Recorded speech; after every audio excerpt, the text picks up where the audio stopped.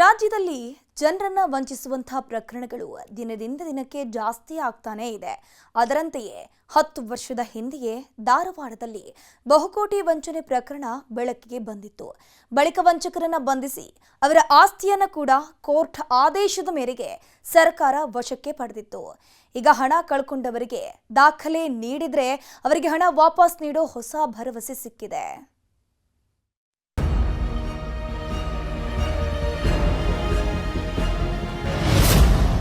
ಹತ್ತು ವರ್ಷಗಳ ಬಳಿಕ ಹಣ ಸಿಗುವ ನಿರೀಕ್ಷೆ.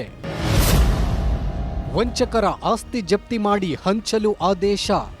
ಬಿರುಬಿಸಿಲಿನಲ್ಲಿ ಸರತಿ ಸಾಲಿನಲ್ಲಿ ನಿಂತು ಹೀಗೆ ಅರ್ಜಿ ಸಲ್ಲಿಸುತ್ತಿರೋ ಇವರೆಲ್ಲ ಖಾಸನೀಸ್ ಸಹೋದರರಿಂದ ವಂಚನೆಗೊಳಗಾದವರು. ಧಾರವಾಡ ಜಿಲ್ಲೆಯ ಕಲಘಟಕಿಯ ಹರ್ಷ ಎಂಟರ್ಟೈನ್ಮೆಂಟ್ ಕಂಪನಿಯು ಅತ್ಯಧಿಕ ಬಡ್ಡಿ ನೀಡುವ ಆಸೆ ತೋರಿಸಿ ನೂರಾರು ಕೋಟಿ ವಂಚನೆ ಮಾಡಿತ್ತು. ವಂಚನೆಗೆ ಒಳಗಾದ ಜನರಿಗೆ ಇದೀಗ ಭರವಸೆ ಮೂಡಿದೆ. 2016-17ರಲ್ಲಿ ರಾಜ್ಯಾದ್ಯಂತ ತೀವ್ರ ಸಂಚಲನ ಮೂಡಿಸಿದ್ದ ಬಹುಕೋಟಿ ವಂಚನೆ ಪ್ರಕರಣಕ್ಕೆ ಹೊಸ ತಿರುವು ಸಿಕ್ಕಿದೆ. ವಂಚಿತರ ಆಸ್ತಿಯನ್ನ ಕೋರ್ಟ್ ಆದೇಶದ ಮೇರೆಗೆ ಸರ್ಕಾರ ವಶ ಪಡೆದುಕೊಂಡಿದೆ. ಈಗಾಗಲೇ ವಶ ಪಡೆದುಕೊಂಡಿರೋ ಬ್ಯಾಂಕ್ ಖಾತೆಯಲ್ಲಿ ಇರುವ ಹಣ, ಜಮೀನು, ಸೈಟ್ ಸೇರಿದಂತೆ 71 ಕೋಟಿ ಮೌಲ್ಯದ 13 ಆಸ್ತಿಗಳನ್ನು ಹರಾಜು ಮಾಡಿ ಹಣ ಕಳೆದುಕೊಂಡವರಿಗೆ ನೀಡಲಾಗುವುದು ಅಂತ ಅಪರ ಜಿಲ್ಲಾಧಿಕಾರಿ ಹೇಳಿದ್ದಾರೆ. ಆಸ್ತಿ ಅವ್ರದ್ದು ಒಂದು 13 ಲ್ಯಾಂಡೆಡ್ ಪ್ರಾಪರ್ಟೀಸ್ ಇದ್ದಾವೆ, 2 CTS ಪ್ರಾಪರ್ಟಿ, 7 ಜಮೀನುಗಳಿದ್ದಾವೆ. ಅದು ಇನ್ನೂ it is under process of disposal. ಅಂದರೆ ಅದನ್ನು ನಾವು ಕ್ಲಿಯರ್ ಮಾಡಿಕೊಂಡು ಹಣದ ರೂಪದಲ್ಲಿ ತರುವ ಪ್ರೊಸೆಸ್ಸಲ್ಲಿ ವ್ಯಾಲ್ಯೂಯೇಷನ್ ಆಗಿದೆ. ಅದಂದರೆ ಇಟ್ ಈಸ್ ಅಂಡರ್ ಪ್ರೊಸೆಸ್. ಈಗ ನಮಗೆ IMEಯಿಂದ ಡೈರೆಕ್ಷನ್ ಕೊಡ್ತಾರೆ, ಇದಕ್ಕೆ ಪತ್ರಿಕಾ ಪ್ರಕರಣ ಮಾಡಿ ಹರಾಜು ಪ್ರಕ್ರಿಯೆ ಮಾಡಿ ಅಂತ ಹೇಳಿ. ಹರಾಜು ಪ್ರಕ್ರಿಯೆ ಮಾಡಿದ ಮೇಲೆ ನಮ್ಗೆ ಅಂದಾಜು ಮೊತ್ತ ಗೊತ್ತಾಗುತ್ತೆ. ಈಗಾಗಲೇ ಕೋರ್ಟ್ ಆದೇಶದಂತೆ ಖಾಸನೀಸ್ ಸಹೋದರ ಆಸ್ತಿಯನ್ನ ಜಿಲ್ಲಾಡಳಿತ ಮುಟ್ಟುಗೋಲು ಹಾಕಿಕೊಂಡಿದೆ.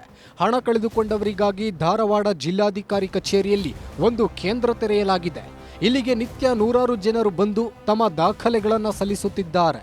ಮೇ 26 ಅಂದರೆ ನಾಳೆ ದಾಖಲೆ ನೀಡಲು ಕೊನೆ ದಿನವಾಗಿದೆ. ಈಗಾಗಲೇ 2000ಕ್ಕೂ ಅಧಿಕ ಜನ ತಮ್ಮ ದಾಖಲೆ ನೀಡಿದ್ದಾರೆ.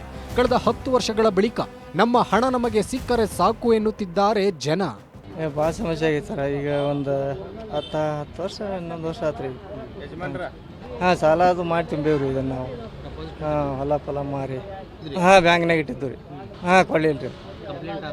ಕಂಪ್ಲೀಟ್ ಆಗಿ ಇದು ಅವ್ರ ಹೊಲ ಅದು ಆಸ್ತಿ ಅದು ಮುಟ್ಟಿ ಹಾಕಿ ಇದೇನೇ ಕೊಡ್ತೇವೆ ಅಂತಂದಾರೆ ರೀ. ಅದಕ್ಕೆ ಇದನ್ನು ಕೊಡಕ್ಕೆ ಬಂದಿತ್ತು ರೀ. ಅನುಕೂಲಕ್ಕೆ ಸರ್, ಭಾಳ ಅನುಕೂಲಕ್ಕೆ, ಭಾಳ ತ್ರಾಸನಾಗ. ವಂಚಕ ಖಾಸನೀಸ್ ಸಹೋದರರ ಆಸ್ತಿಗಳ ಹರಾಜಿನಿಂದ ಅಂದಾಜು 71 ಕೋಟಿ ಬರಲಿದೆ.